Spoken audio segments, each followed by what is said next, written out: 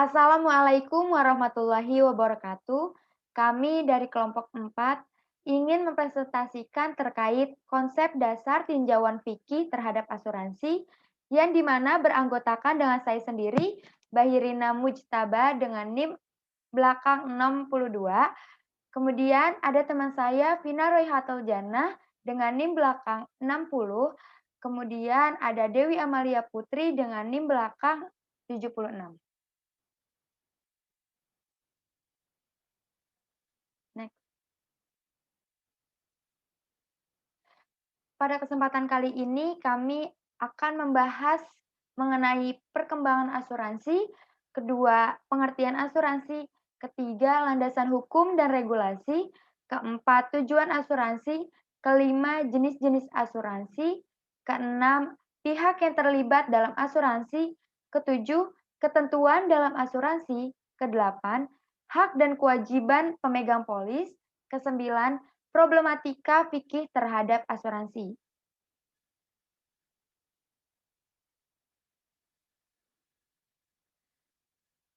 Perkembangan asuransi di Indonesia. OJK mencatat perkembangan industri asuransi sampai tahun 2019 masih positif dan mempunyai upaya yang baik serta tetap mempunyai pandangan ke depan yang besar. Perekonomian Indonesia pada tahun 2019, jika diukur dari pendapatan domestik bruto atau PDB, meningkat sebesar 6,70%, di mana pada tahun 2018 sebesar 14.837,4 triliun. Sedangkan pada tahun 2019 sebesar 15.833,9 triliun. Penerimaan premi bruto industri asuransi pada tahun 2018 sebesar 433,4 triliun, kemudian pada tahun 2019 menjadi 481,1 triliun, di mana pada tahun 2018 sampai 2016 itu meningkat sebesar 11,0%. Rasio antara bruto terhadap PDB juga mengalami kenaikan yang di mana pada tahun 2018 sebesar 2,92% dan pada tahun 2019 menjadi 3,04%. Apabila jumlah premi bruto tersebut dibandingkan dengan jumlah penduduk Indonesia pada tahun 2019, yaitu sebesar 267 juta jiwa, maka akan diperoleh rata-ratanya sebesar 801.875,9. Kemudian jumlah aset industri asuransi Indonesia tahun 2019 mencapai 1.357,11 triliun, kemudian mengalami kenaikan sebesar 8,65% dibandingkan dengan jumlah aset tahun sebelumnya. Next. Jumlah aset industri Indonesia tahun 2019 mencapai 1.357,14 triliun. Jumlah ini mengalami kenaikan sebesar 8,65% dibandingkan dengan jumlah aset tahun sebelumnya. Dari tahun 2015 sampai dengan tahun 2019, aset industri asuransi rata-rata meningkat sebesar 9,72% per tahun, di mana menggunakan metode compound annual growth rate atau CAGR. Jumlah aset perusahaan asuransi jiwa pada tahun 2018 sebesar 555,38 triliun, sedangkan pada tahun 2019 sebesar 574,59 triliun, di mana jumlah aset perusahaan asuransi jiwa pada tahun 2018 dengan 2019 itu meningkat sebesar 3,46%. Kemudian jumlah aset perusahaan asuransi umum pada tahun 2018 sebesar 149,89 triliun, sedangkan pada tahun 2019 sebesar 164,64 triliun, di mana jumlah aset perusahaan asuransi umum pada tahun 2018 sampai 2019 itu meningkat sebesar 9,84%. Kemudian, jumlah aset perusahaan reasuransi pada tahun 2018 itu sebesar 23,47 triliun, sedangkan pada tahun 2019 sebesar 27,26 triliun, di mana jumlah aset reasuransi ini dari tahun 2018 sampai 2019 meningkat sebesar 16,14%. Kemudian, jumlah aset perusahaan badan penyelenggara jaminan sosial pada tahun 2018 sebesar 388,14 triliun, sedangkan pada tahun 2019 sebesar 459,08 triliun, yang di mana jumlah aset perusahaan badan penyelenggara jaminan sosial pada tahun 2018 sampai 2019 itu meningkat sebesar 18,28%. Yang terakhir, jumlah aset perusahaan penyelenggara asuransi wajib pada tahun 2018 itu sebesar 132,18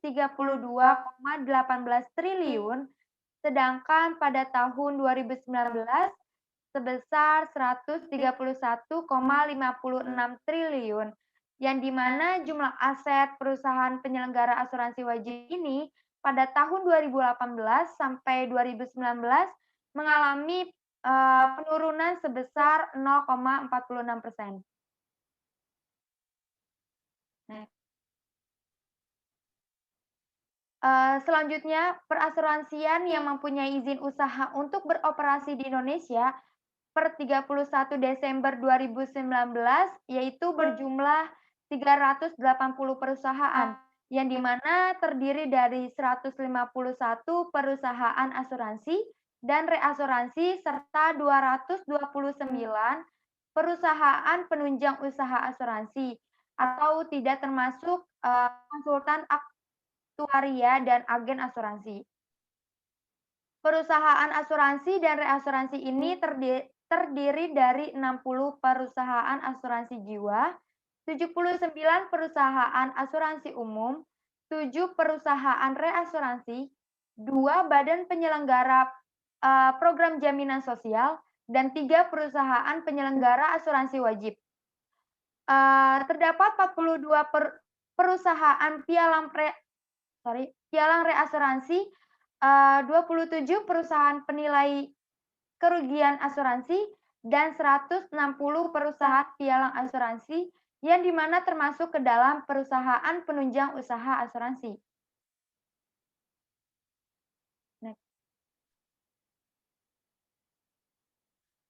Selanjutnya, pengertian asuransi.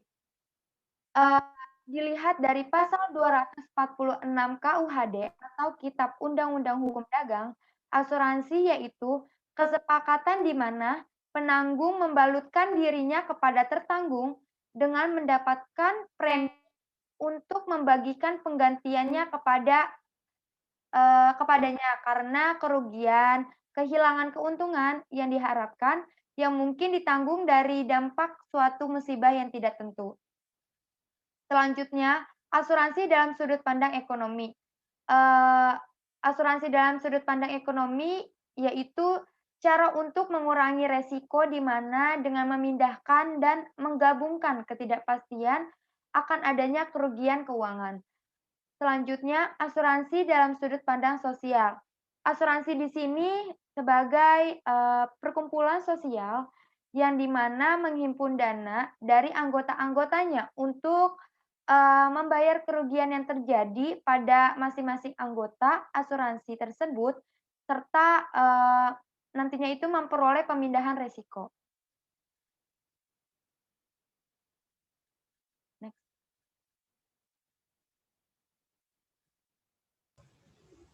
Selanjutnya adalah landasan hukum dan regulasi asuransi.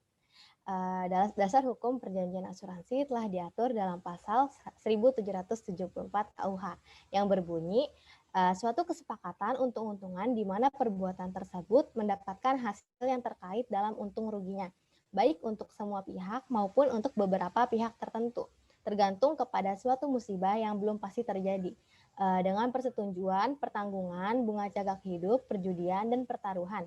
Kemudian persetujuan yang pertama telah diatur di dalam Kitab Undang-Undang Hukum Dagang. Kemudian terdapat perbedaan antara pengaturan asuransi yang telah diatur dalam KUHD dengan Undang-Undang Nomor 2 Tahun 1992 tentang usaha perasuransian.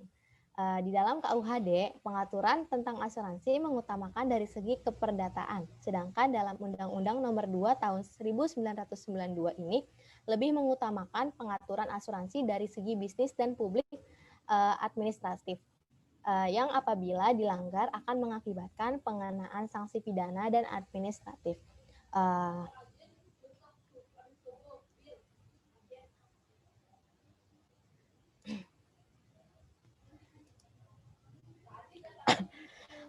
Kemudian ada pengaturan perundang-undangan selain dari KUHD dan Undang-Undang Nomor 2 Tahun 1992.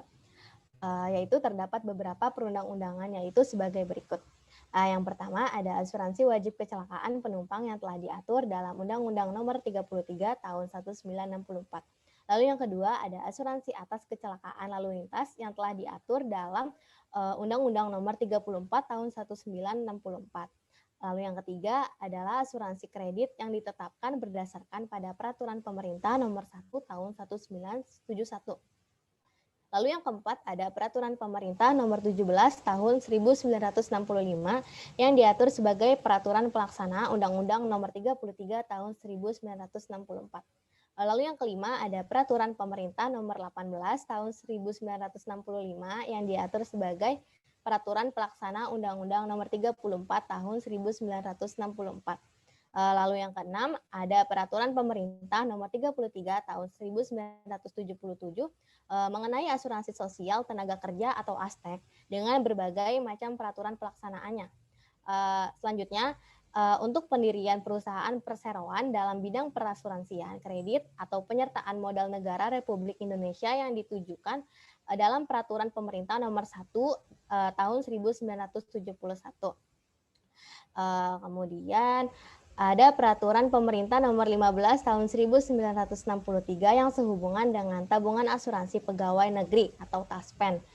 Kemudian ada peraturan pemerintah nomor 44 tahun 1971 yaitu mengenai asuransi angkatan bersenjata Republik Indonesia atau ASABRI.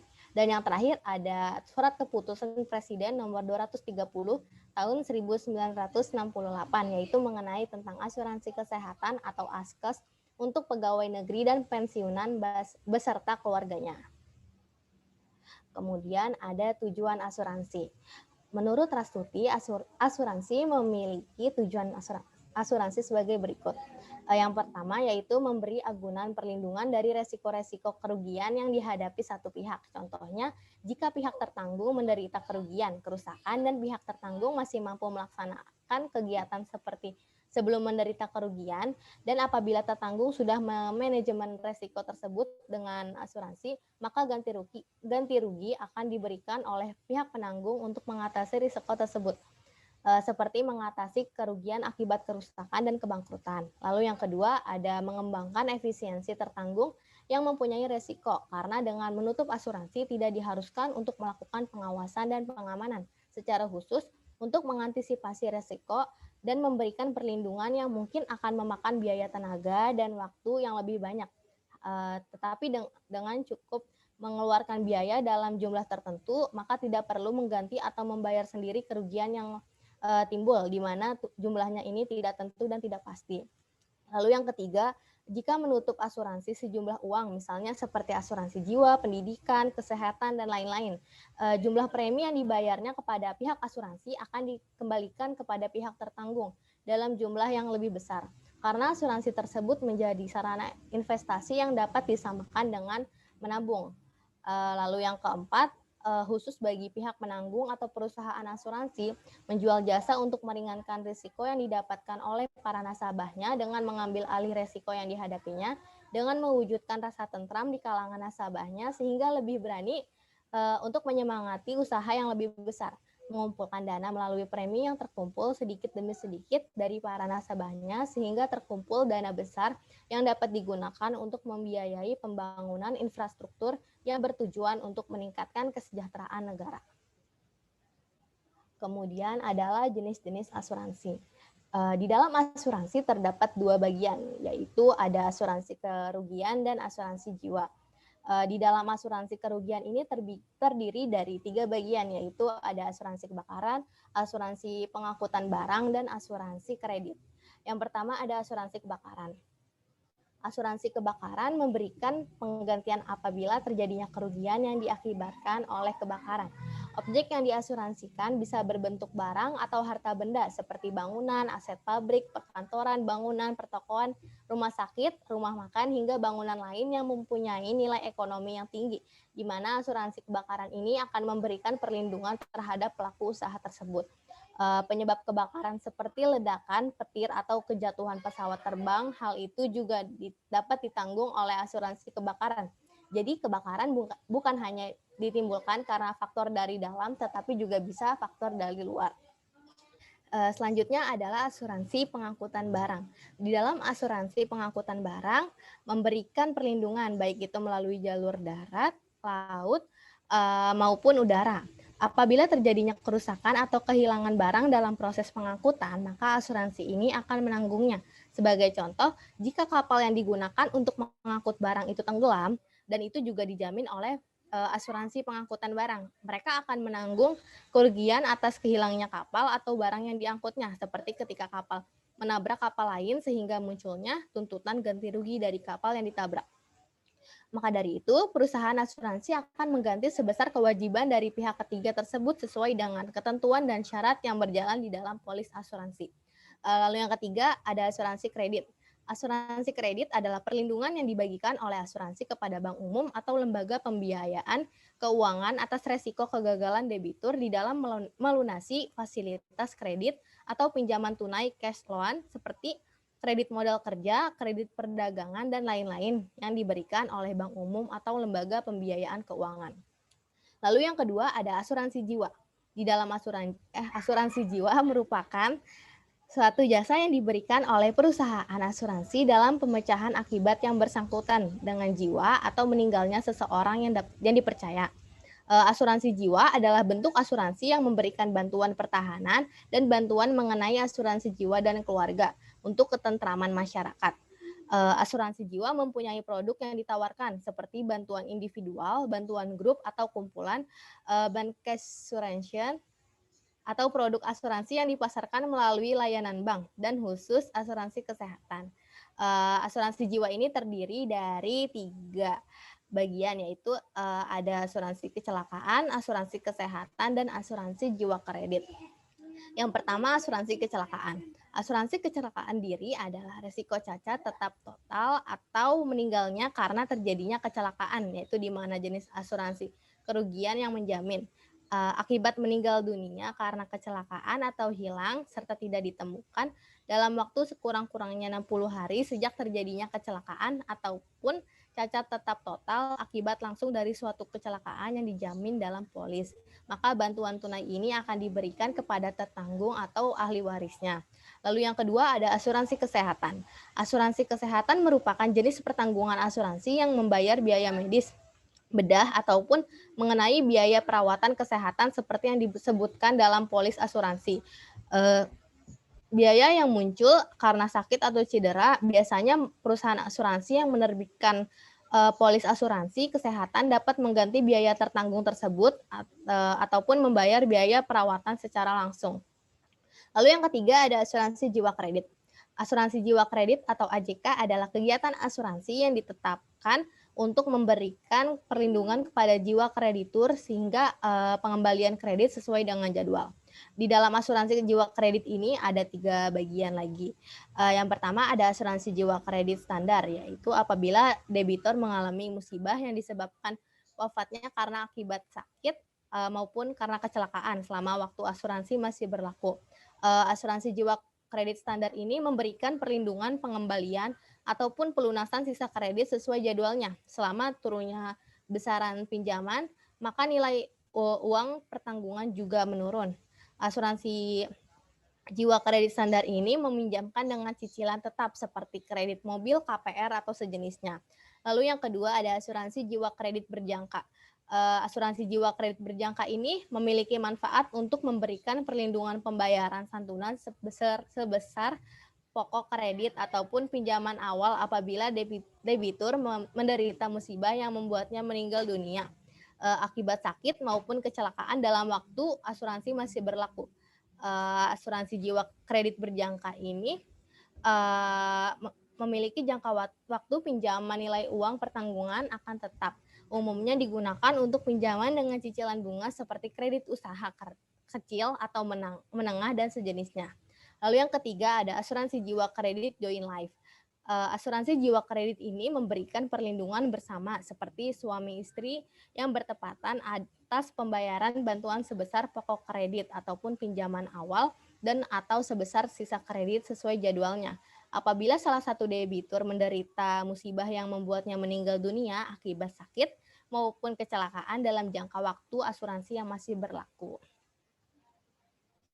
Selanjutnya adalah pihak yang terlibat dalam asuransi. Pihak yang pertama adalah pihak penanggung. Pihak penanggung di sini yaitu orang yang sanggup menjamin serta menanggung pihak lain yang akan mendapatkan suatu ganti kerugian yang mungkin akan dideritanya sebagai suatu akibat dari suatu peristiwa yang belum tentu terjadi, dan bisa dikatakan pihak penanggung ini adalah orang yang wajib membayar sejumlah uang kepada pihak penanggung. Lalu yang kedua ada pihak tertanggung. Pihak tertanggung di sini adalah pihak atau orang yang akan menghadapi resiko sebagaimana telah diatur dalam perjanjian asuransi atau perjanjian reasuransi. Pihak tertanggung di sini adalah pihak yang mempunyai kewajiban membayar uang premi kepada pihak penanggung dalam sekaligus maupun berangsur-angsur. Selanjutnya. Oke, selanjutnya ada ketentuan dalam asuransi. Yang pertama itu ada premi. Itu merupakan salah satu isi penting dalam perjanjian asuransi karena premi merupakan salah satu kewajiban tertanggung. Besarnya pembayaran premi tergantung dari tingkatan resiko yang akan dihadapi perusahaan asuransi. Sesuai dengan kesepakatan kedua belah pihak, tertanggung wajib membayar premi asuransi sesuai dengan kesepakatan. Dan apabila tertanggung mengalami kerugian akibat peristiwa yang telah disepakati sebelumnya, maka tertanggung berhak untuk mengajukan klaim asuransi. Yang kedua ada klaim.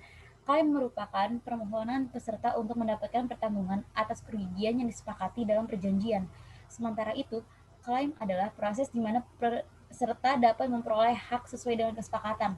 Setiap upaya yang dilakukan untuk memastikan bahwa hak-hak ini dihormati sebagaimana dengan layaknya. Yang ketiga ada investasi. Investasi keuangan merupakan hukum syariah yang melibatkan kegiatan perdagangan atau kegiatan komersial.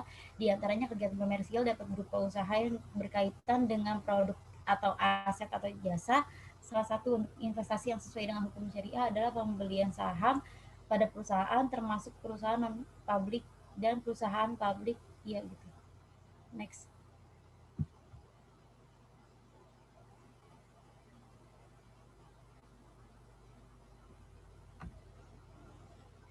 Selanjutnya ada hak dan kewajiban pemegang polis.